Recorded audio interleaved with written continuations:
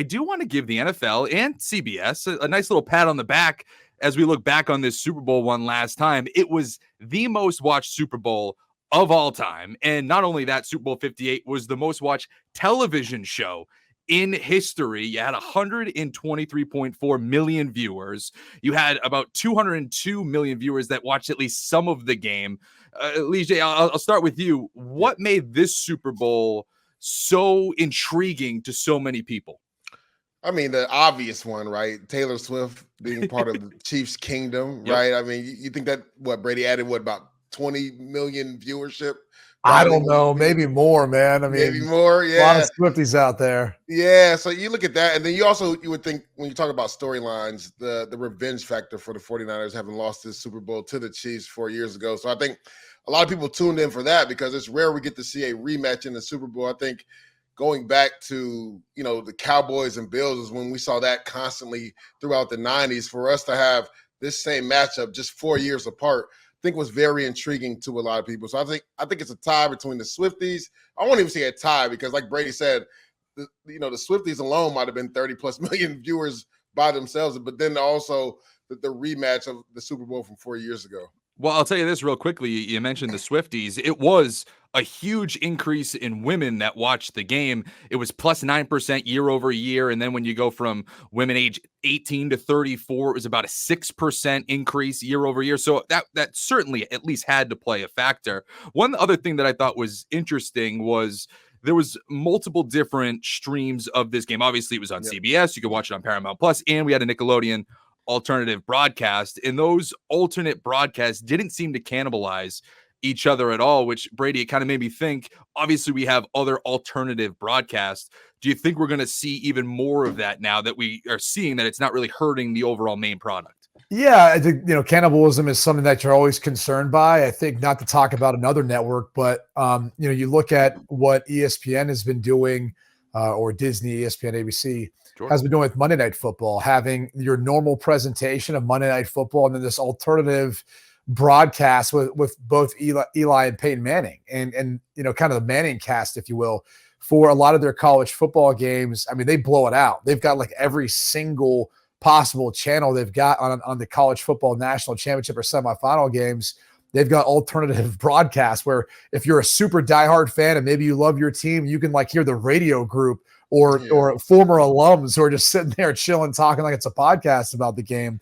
And so they kind of have something for everyone. I think everyone's trying to figure out, as we're venturing into, I don't want to say somewhat of the unknown, but as streaming becomes more a portion of this, as people's habits tend to kind of change and people are looking for more of, I think maybe not so much national presence, but more of like guys who speak to the small nuances of local markets. I mean, Tyler, you're embedded with the New England Patriots and up there in the Northeast. I mean, you'll be able to give us a better sense of what's happening there with the Patriots and what this year was like more than anyone else. And I think people look for that sort of, intense sort of content, if you will, or more intimate content. I think the other thing is, outside of looking at the actual variation of streams or opportunities to watch, it's also the Nielsen rating system. A few years ago, it wasn't quite as sharp as it is now.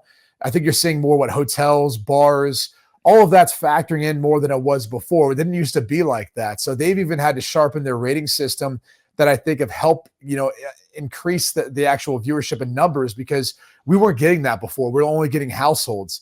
And I think there was a lot of networks and probably even advertisers who are kind of scratching their head going, well, what is the real reach? I think with streaming, you get a much more accurate idea of who that person is that's consuming the product or consuming the content in this case. But as the rating system and as that continues to change as far as how we go about tracking viewership, I think those numbers are probably only going to increase, because I just have a hard time believing that even though 123.4 million is a record, like that's incredible, it's awesome. I'm like, what's the rest of America doing? Like, are you really trying to tell me? Are you really trying to tell me that over half of America isn't watching the Super Bowl? Like, I don't buy it. I don't believe it. I think the number is probably even higher than that. I know the reach goes over 200 million, but I'm like, you're hard pressed to find someone who's like, oh, the Super Bowl was on this past weekend. I completely slipped my mind. Like, I don't know anyone in my life, in my stratosphere, is like that. So I think the numbers are still probably a little bit short-sighting how many people actually viewed it. And to your point, Brady, right? When you look at the Super Bowl, it's all about entertainment, right? And you talk about the age demographic that it touches. Now with the Nickelodeon show, you got kids tuning in to watch that. You talked about Taylor Swift being in there, and Tyler, you just spoke a 9% increase in women viewership, and I think 6% between ages 18 to 34. And then you throw in the entertainment like Usher, right? So you're talking about a lot of millennials tuning in to see Usher at halftime. So I'm with you. Yes, 122 or 123 is groundbreaking, but I'm like, yo, what is the rest of America truly doing where you don't tune in for some portion of the Super Bowl because it affects your age demographic? Yeah, it is kind of crazy though. There's so many, like you guys are mentioning, there's just so many different things to watch nowadays that it does feel like the Super Bowl though is still that tentpole moment in a calendar year where everybody, or at least most people, sit down and watch something, which it just grows increasingly more rare as we go along because there's just so many other options that other people watch. We don't really have that opportunity to sit down and watch something as a community, as a culture. And I still try to put my finger on why the Super Bowl still has that staying power. Do you guys have any sort of theory as to why that is? It's hard to put your finger on outside of the fact that, I don't know. I mean, it feels like it's the number one overall sport, the most consumed sport for a variety of reasons, whether you want to point to fantasy and the implications or just from a grassroots perspective, how important football is in general in a lot of communities.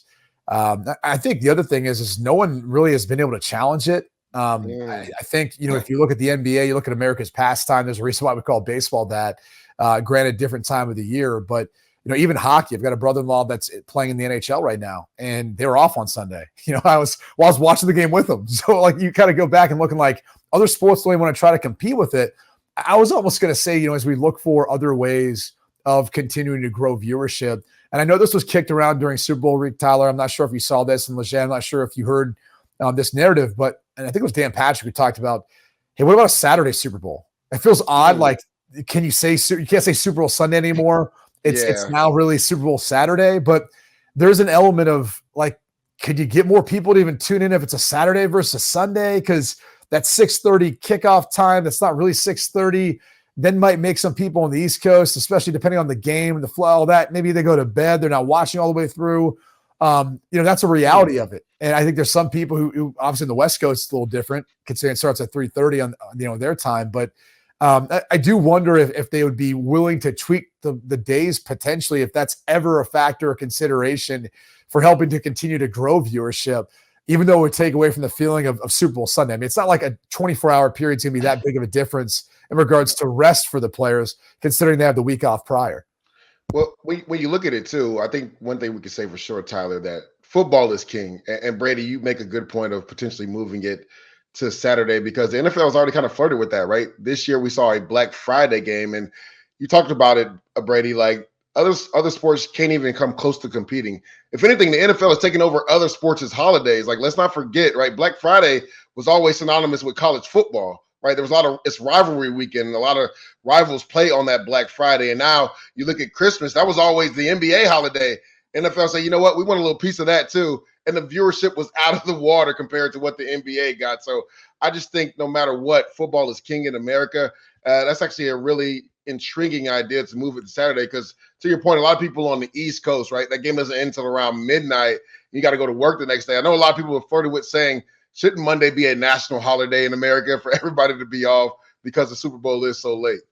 Yeah, I think that there was one where I think there was a theory out there that if they go to another week's schedule, if they go to like a 18-game schedule, that you could push it out to maybe like, what is it, President's Day, and you give that everybody the day off or something along those lines. But that's always been kind of floated around. But, next year, the Super Bowl is in New Orleans. It's on Fox. That is going to be, again, New Orleans is a great host city. Vegas was great as well. But how does the NFL top itself? How, it's tough, right? Because the NFL has to hope for a great matchup like they got this year, and nobody saw the Taylor Swift thing coming.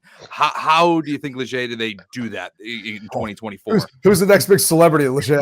Exactly. They got to find another relationship to cling on to. I mean, this was literally like, everybody talks about script writing, right? This was script writing for the NFL, for Taylor Swift and one of the faces of the NFL, Travis Kelce, to get together. I think that, along with the matchup, like you talked about, Tyler. It's going to be hard for next year's Super Bowl to top that. Now, I'm trying to think because I don't think there's a celebrity music-wise that's on the realm of Taylor Swift right now for you to even be able to put that out there. So it's like, how do you top what just happened this year? Unless Kansas City goes back again, which they could, right? And then you're thinking maybe if the 49ers go again, now we have really like the Buffalo Bills and the Dallas Cowboys from the 90s.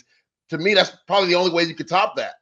You got to like find like Taylor Swift's rival. Maybe I don't know. Maybe I'm like Kanye West. I mean, it does feel like the NFL has combined like what was, I guess, is one of the longest running series of like The Bachelor or Bachelorette with like football.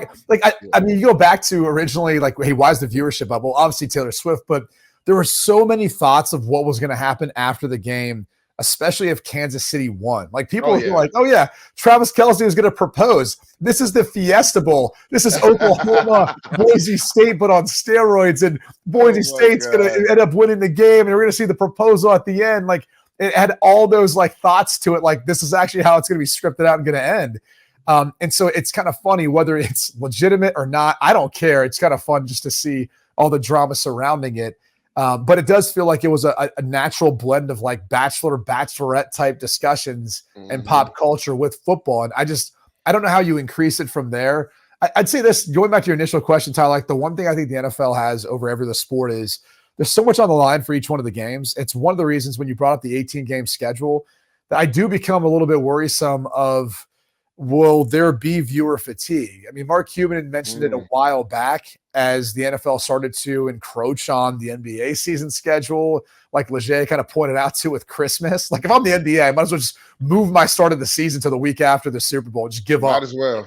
Yeah. That would be best for your sport. But the point kind of sits at like, if you do start playing too many games in the regular season, does it take away from viewership there? Does it take away from, really what matters most is they're not playing 80 plus games or 160 plus games. They're playing 17 regular season, and then it's all on the line in the playoffs. And I think there's something that resonates with a lot of people about that, where, as much as the owners want to continue to keep building on these massive TV contracts, there's an element of like scarcity that I think plays to it too. Like I'm in depression right now. I'm sure you guys are in depression. I mean, the only reason it's a full year calendar for the NFL is because they found a way of propping up this thing called the draft, and they make like free agency a big deal. Like where else in the world are we like, dude, I can't wait till the guys come in. They're going to replace the guys that I love.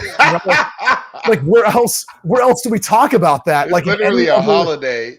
Yeah. Like we watch the draft. Like guess what? This is where the guy goes. He's going to replace my favorite player one day. Like it's just, the whole thing's bizarre, but the NFL can pretty much, sell ice to an Eskimo at this point with the way they've been able to promote everything within its confines. Yeah, no, I think you're right. I think if Kansas City's going for like a three-peat or something like that, then sure, I think that's probably what boosts it. But, and I was curious too, just real quickly, we'll put a pin in this, but I thought that it was going to be interesting in terms of fatigue when we're going from the Thanksgiving to Black Friday to Sunday football to Monday Night Football. I did kind of feel it a little bit, but I don't know if it was enough to get a real good sense of all that.